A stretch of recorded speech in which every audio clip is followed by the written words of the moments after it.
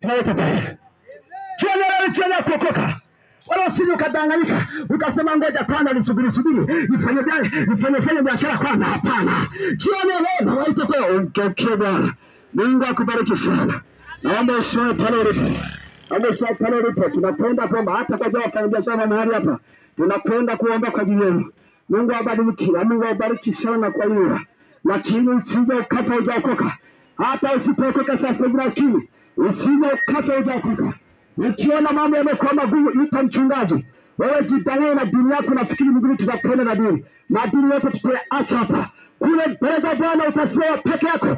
Na Biblia inasema kila mmoja atasimama mbele ya kiti cha enzi cha Bwana na ataeleza maisha yake jinsi ilivyokuwa akiishi duniani. Na Bwana atakuwa na swali moja tu, uliishia duniani?